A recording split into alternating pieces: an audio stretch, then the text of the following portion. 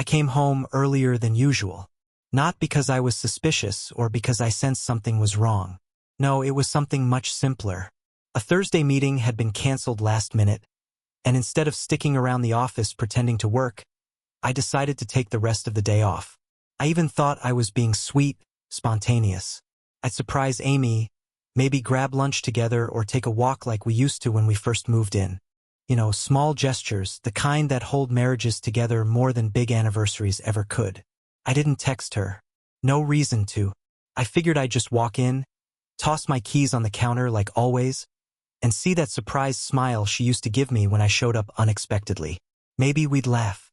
Maybe we'd just sit on the porch with iced tea like we used to when we were younger and everything felt easier.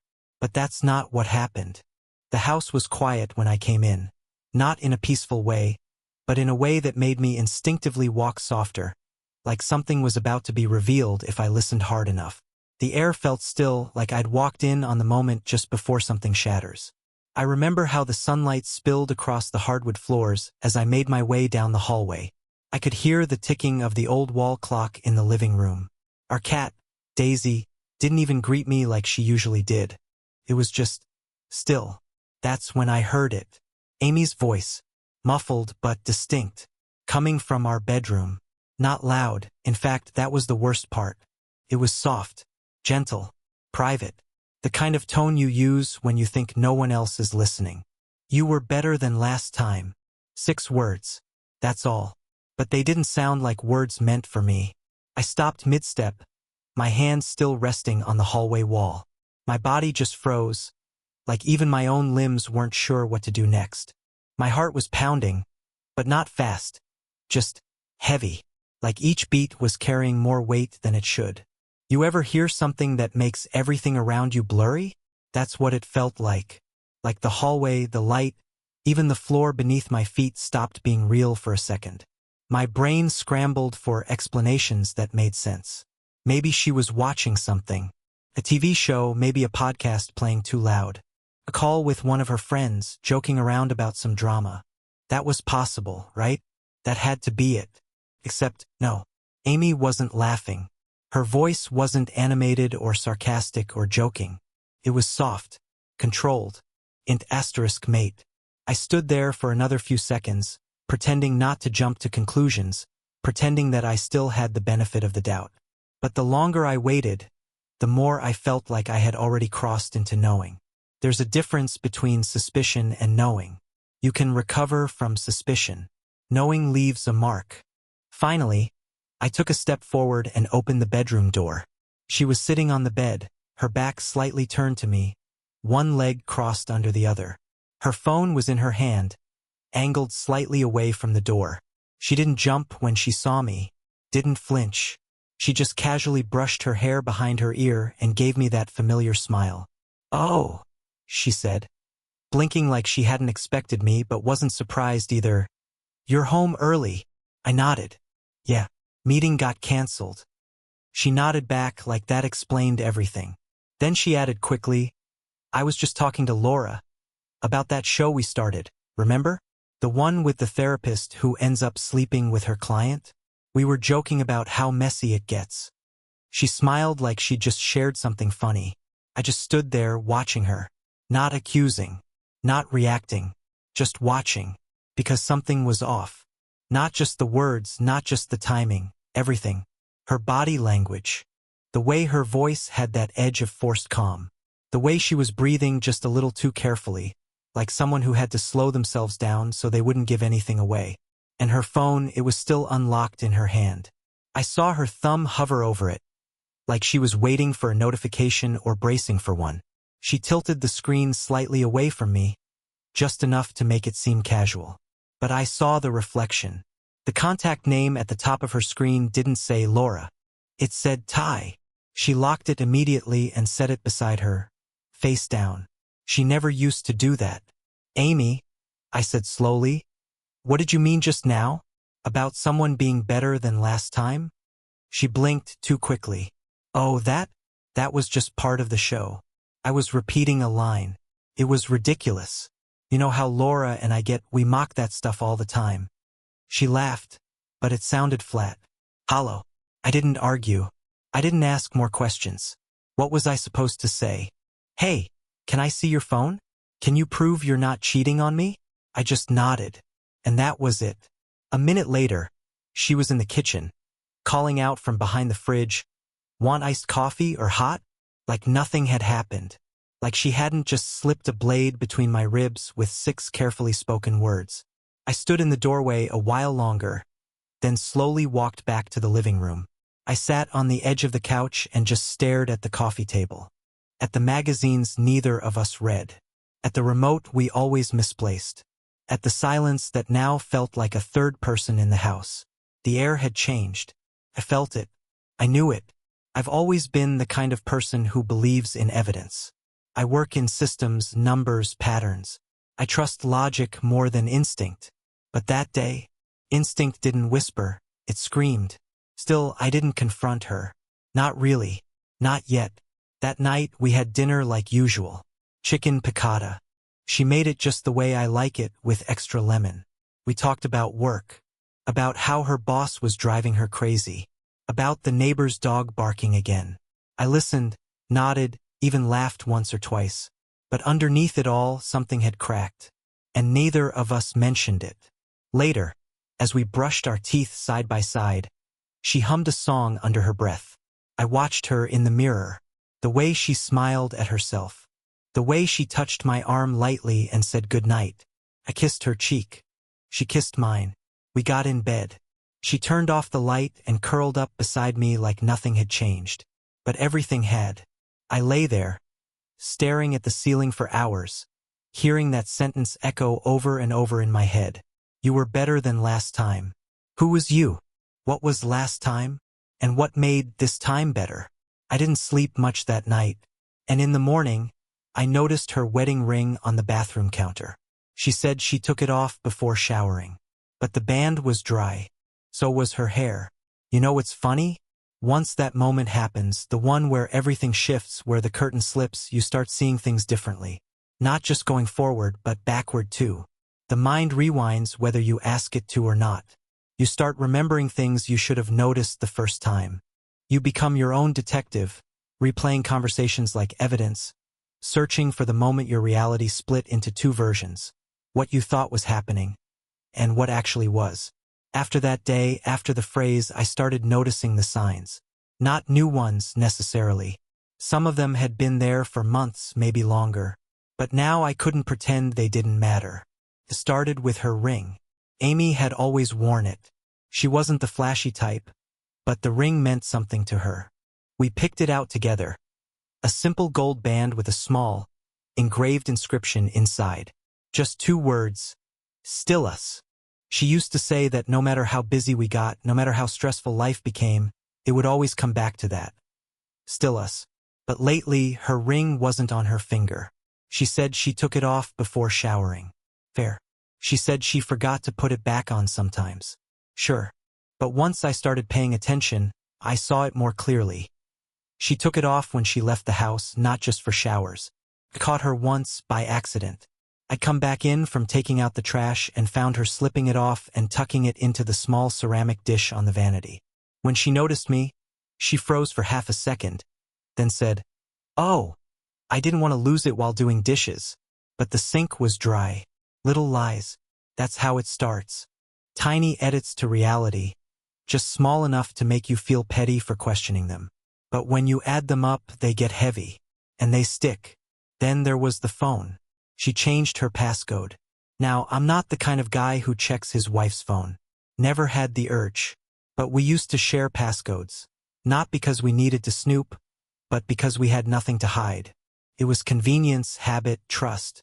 I only noticed the change because I grabbed her phone to silence an alarm one morning while she was still asleep. Screen locked. I tapped the old code. Nothing. Tried again. Denied. She didn't mention it.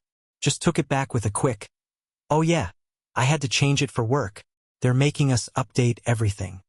She smiled, kissed my cheek, went about her morning. But something about it stuck with me. Same with her laptop. Used to be open on the kitchen island most mornings, emails, recipes, random Amazon tabs. Lately, always closed. Always. One night I walked past the office and saw her snap it shut as I came down the hall. She said she was ordering a gift for me. Anniversary stuff. I nodded. Didn't ask. But I knew. And her phone was always face down now. Even at dinner. Even on the couch next to her. I didn't hear it buzz anymore either, no notifications, no calls. Not because there weren't any. Just because everything was silenced. She didn't leave it on the table when she went to the bathroom anymore, either. That used to be her habit, always trusted it was fine to leave. Now it went with her. Everywhere. Then there was the yoga. Amy loved yoga. It was her thing. Twice a week, morning sessions with a small group at the park. I encouraged it. Time for herself, time outside, it made her happy. But around the same time everything else started shifting, her yoga sessions started lasting longer. What used to be an hour turned into 2, then 3. Sometimes she'd come home near lunchtime, flushed, breathless, with that sorry, time got away from me, kind of excuse. One day, I ran into her yoga buddy, Sarah, at the grocery store. Harmless small talk, but something made me ask, still doing the park sessions? Sarah blinked. I haven't been in weeks. Got swamped with work. Not sure if the others are still going. She asked if Amy was still coming. I said I wasn't sure. That night I didn't say anything. Just sat with the knowledge, stirring it around inside like a slow poison. Then came the gifts. Out of nowhere, she started bringing me little things. At first I thought it was sweet, thoughtful, even a t-shirt from a local band I mentioned offhand months ago. A rare bag of coffee beans I liked. A book I'd been meaning to read but never got around to buying. Small, int asterisk mate details. I remember holding the book and asking, "How did you even remember this?" She smiled. "I pay attention." It landed weird. I know that sounds odd. Why would that be a problem? But the thing is, Amy had never been one for sudden, detailed sentiment. She loved me, sure, but her affection wasn't showy. This felt performative. Like she was covering something up. Like she was trying to overwrite guilt with generosity. It wasn't love. It was compensation. She also got more careful with her appearance. But not with me. She dressed up for errands now. Wore makeup for coffee runs. Started buying new underwear. I only noticed because I saw a tag still attached in the trash one morning. Something lacy. Something black. Something I hadn't seen her wear. Ever. When I asked her where she'd been one Saturday afternoon, she said she'd gone shopping with Laura again. Same Laura from the phone. But I found a receipt from a cafe, 2 drinks, not one. I almost convinced myself maybe she ordered a second drink to go. But she doesn't drink chai. The worst part? I still tried to explain it away. That's the strange thing about suspicion. It doesn't hit you all at once. It drips. Slowly. You don't want to believe it.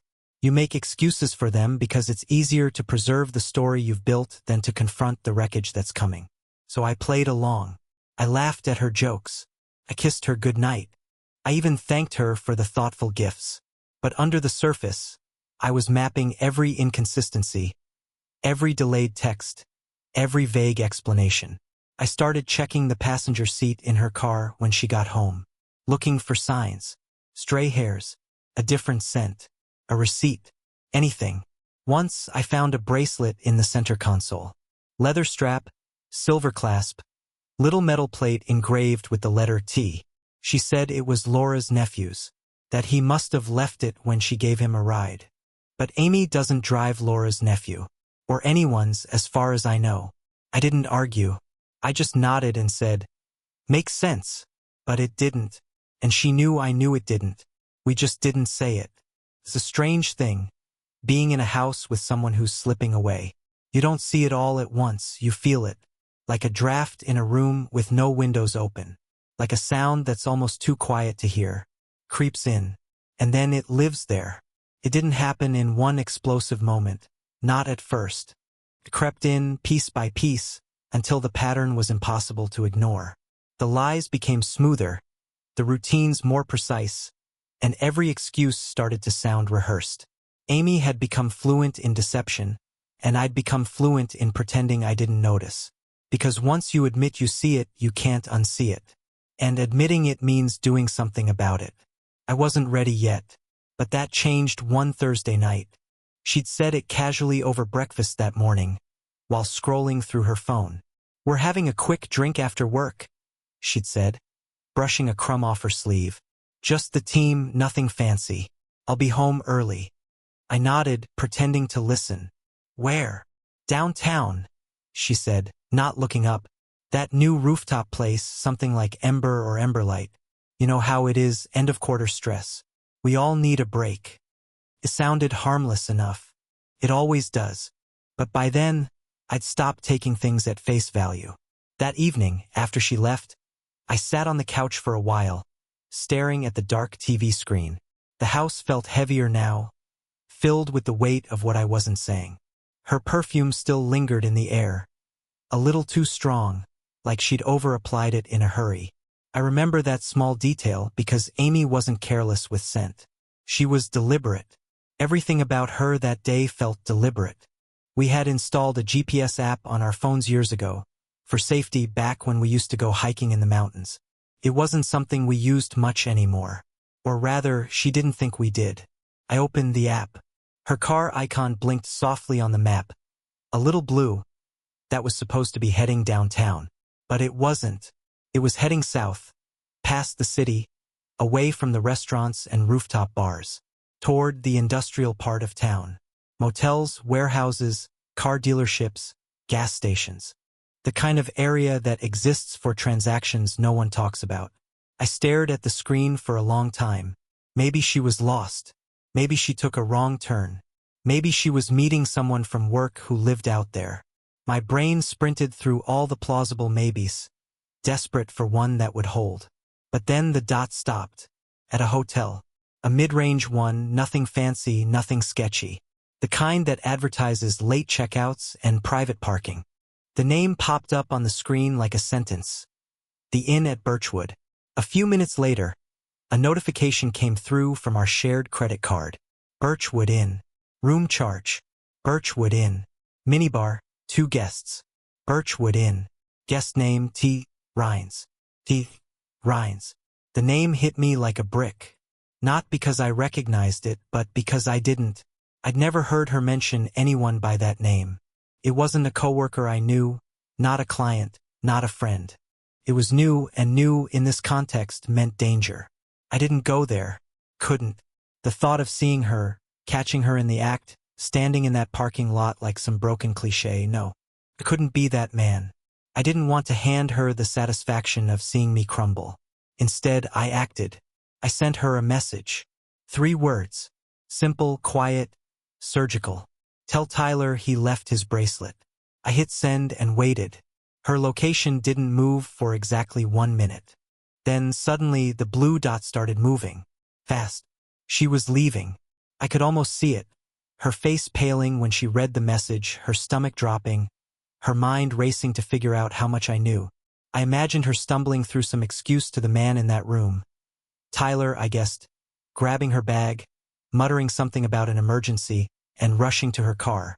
Because that's what the guilty do when the walls start closing in. 20 minutes later, I heard the garage door open. I didn't move. I sat in the dark, watching the reflection of the headlights sweep across the living room.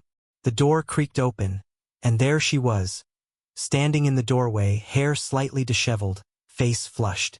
She looked at me like she didn't know which version of me she was coming home to, the naive husband or the man who'd finally seen it all.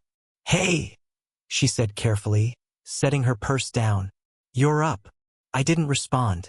I just stared. She hesitated. "Did you mean that text? About a bracelet?" I don't know what you're talking about." Her voice trembled on the word bracelet. That's when I knew she knew.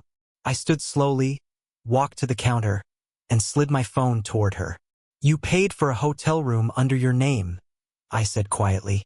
"Minibar for 2. Guest name Tyler Rhines. Does that sound familiar?" For a long moment, she said nothing. Her breathing quickened, her hands fidgeted, and she avoided my eyes. Then, in one long exhale, she sat down on the bar stool. "You weren't supposed to find out like this," she whispered. That sentence, "you weren't supposed to find out like this," wasn't an apology. It was an admission of carelessness. She wasn't sorry for what she did. She was sorry for getting caught. It was the strangest thing. I didn't yell. I didn't cry. I didn't even ask why. I just stood there, watching her like she was a stranger who'd accidentally wandered into my house. How long? I asked finally. She looked up at me, eyes red. Does it matter? It does to me. She sighed, staring down at her hands. A few months. Months. That word echoed in my head, hollow and cold. All that time. The dinners, the laughter, the shared bed. And she had been living a double life beneath the same roof. Every morning kiss, every love you, every casual touch had been counterfeit. I wanted to ask if she loved him, if she ever thought about me when she was with him, if she'd planned to leave, but the truth was, none of it mattered anymore. The damage was done. You lied every day, I said quietly. She nodded, tears spilling down her face. I know. You looked me in the eye, I continued, and you lied. She didn't defend herself this time, didn't reach for excuses, just sat there, small and shaking, as if her silence could make it hurt less. For a long moment, the only sound in the room was the hum of the refrigerator.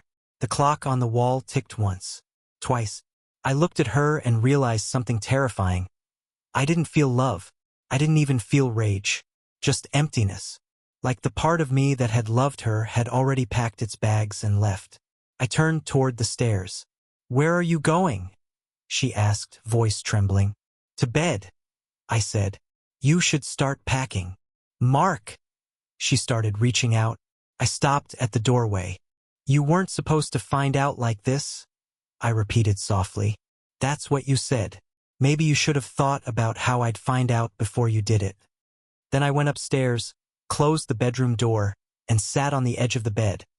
The same bed where, hours earlier, she'd probably been with someone else. The same sheets, the same pillow. It wasn't rage that kept me awake that night. It was clarity.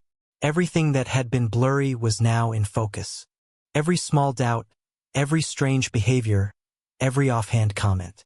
The puzzle was complete, and the picture it formed was the end of us. I didn't sleep that night. The house was quiet.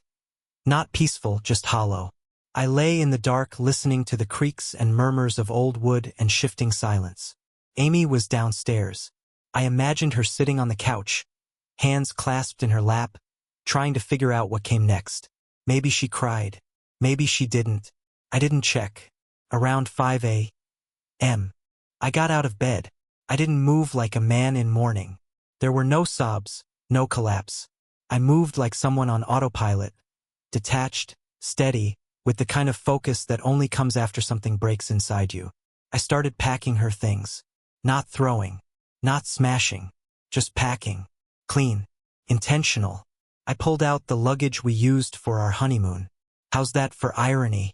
I took my time, folding her sweaters, wrapping up her shoes, placing her jewelry into small Ziploc bags.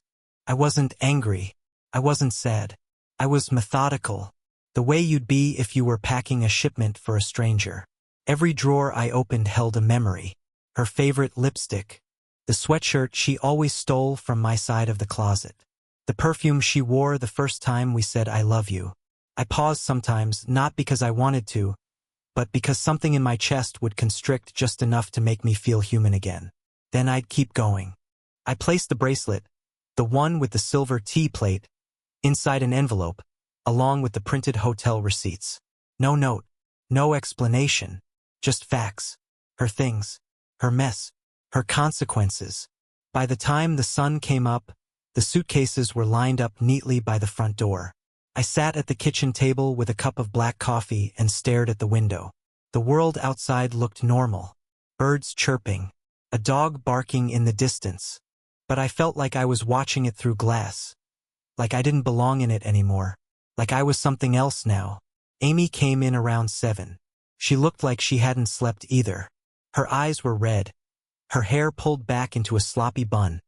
Like she didn't know what to do with herself. She froze when she saw the bags. She didn't speak. She just stared at them, then at me, then back again. Her mouth opened slightly like she was going to ask a question, but no sound came out. Can we talk? Her eyes asked. I answered without looking at her. No, I said, quiet but firm. Not anymore. She stepped forward. Mark, please. No, I repeated, standing. I'm not doing this with you. You already had all the time in the world to talk. Months of it. You used that time to lie. I know I hurt you, she said, her voice cracking. I know I don't deserve forgiveness, but I raised a hand. I'm not interested in the why, I said. You made your choices. You don't get to explain them to me now that the cost is on the table. She walked over to the bags, touched one lightly. You packed everything? Everything that's yours, I said. I checked the closets and drawers. If I miss something, I'll box it up and leave it on the porch. There was a long silence. Then, where am I supposed to go? I scheduled a car for you. It'll be here in an hour. She blinked. A car? You don't live here anymore, Amy? She looked like she might collapse, like the finality of it was finally registering. She walked over to the chair across from mine and sat down slowly, like the weight of it all had finally caught up. I never stopped loving you, she said quietly. I looked at her for the first time that morning. That's not what love looks like. Her lips parted, but she didn't argue. What could she say? I went upstairs while she waited for the ride. I couldn't stand to watch her walk through the house. Our house. Touching walls she had already erased us from. I waited until I heard the front door close, then the quiet rumble of tires pulling away. When I came back down, the bags were gone. So was she. There were no tears, no slammed doors, no begging or screaming. It ended in silence, the same silence that had crept into our lives for months. I just hadn't recognized it for what it was. I sat back down at the kitchen table, still warm from the morning sun. I stared at the place where her coffee mug used to sit. She always sat across from me, always barefoot, legs crossed, scrolling her phone or sketching in a notebook she never let me read. That spot was empty now, and yet it didn't feel wrong. The house felt different already, like the air had cleared, like something toxic had finally been aired out. And still, I didn't cry. I didn't scream into a pillow or throw anything across the room. That version of pain, the theatrical kind, never came. Instead, I got to work. I froze our joint accounts. I changed every password. Streaming services, Wi-Fi, utilities, insurance, everything that used to have both our names. She no longer had access to this life. I revoked her access to the smart locks, removed her fingerprint ID, even changed the settings on the thermostat, not because she'd need them, but because it felt like taking control back in the smallest ways.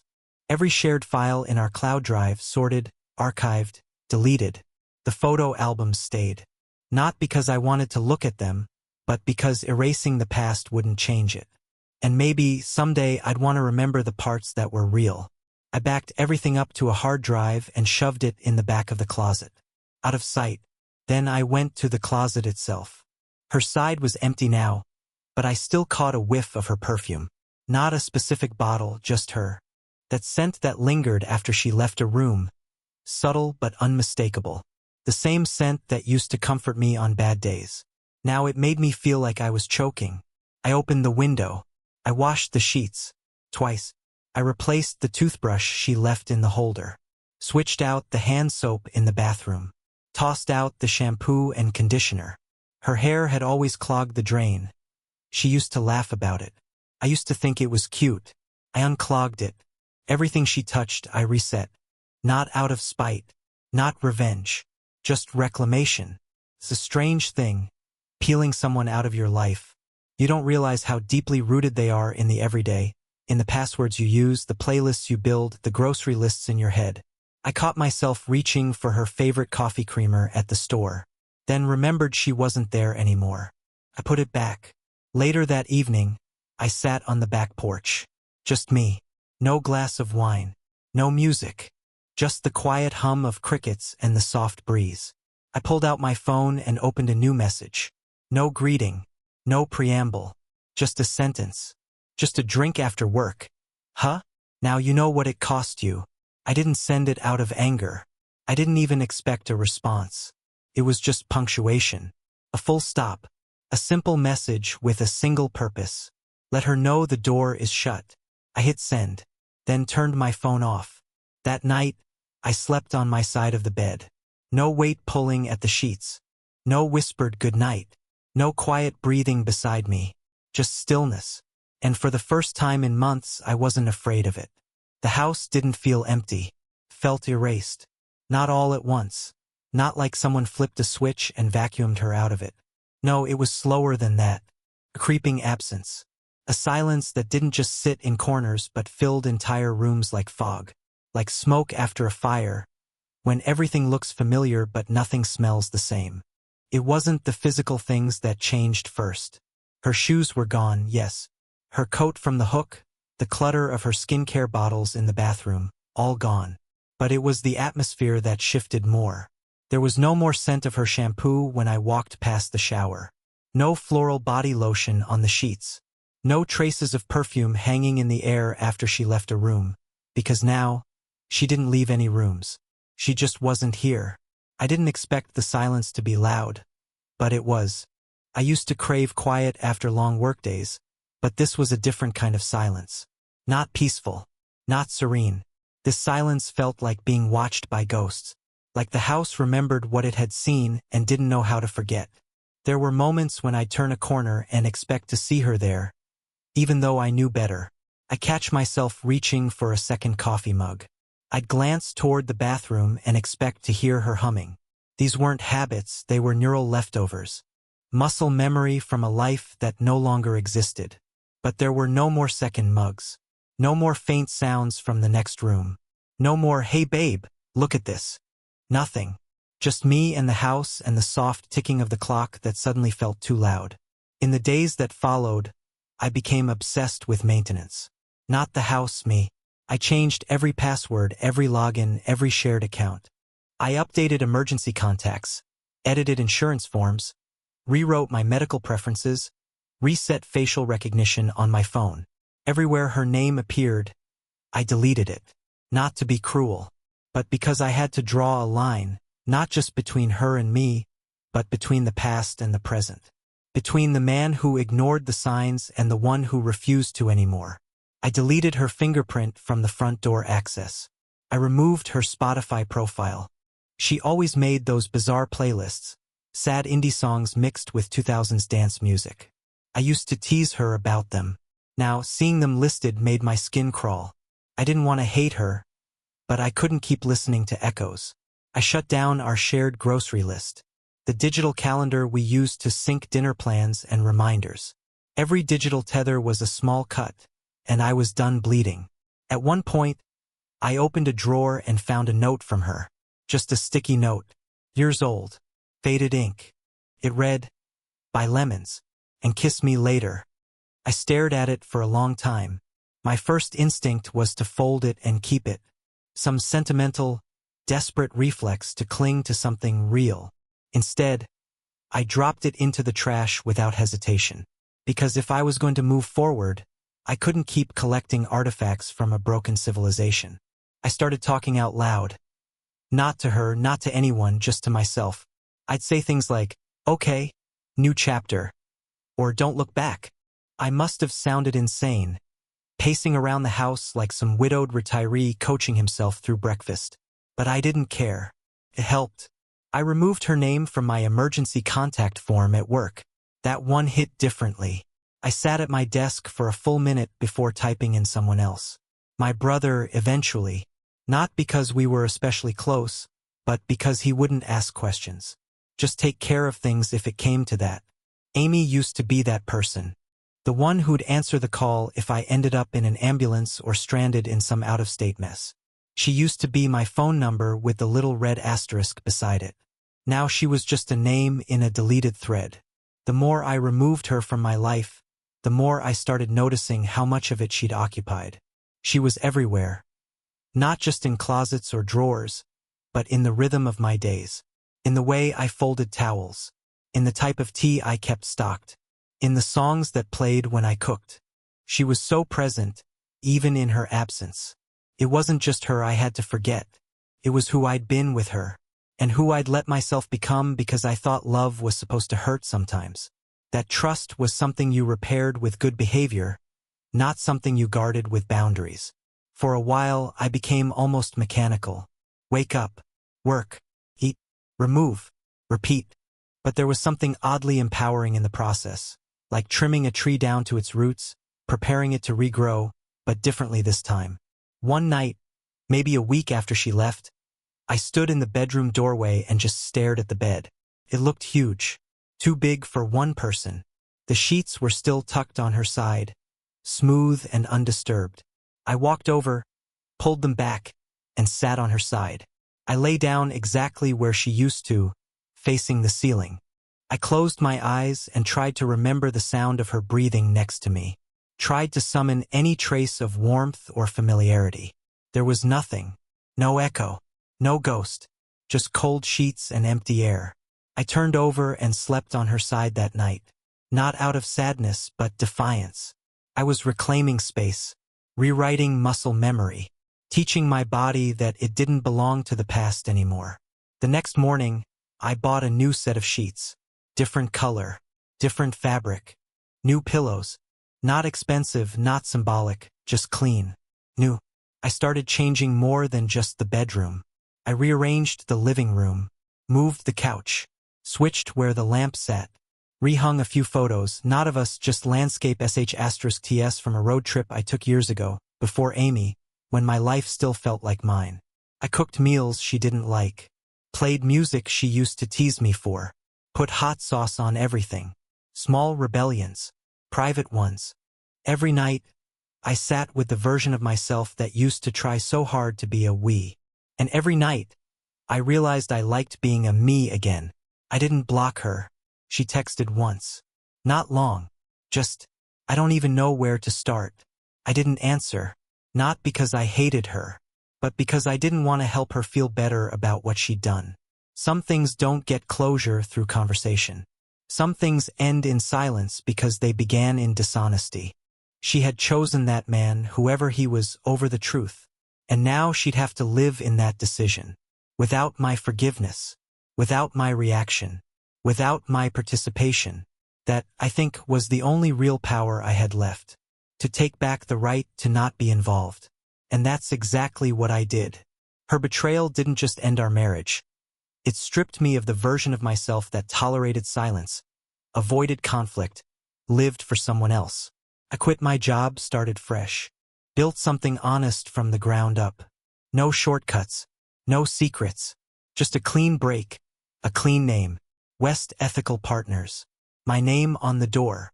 My rules. No ghosts. Amy wrote. Called. Apologized. I never replied.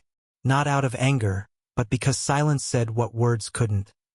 I was done. I moved to the coast. Smaller life, bigger peace. Then I met Hannah, steady, kind. We didn't talk about the past. We built something new, quiet, real, unbreakable.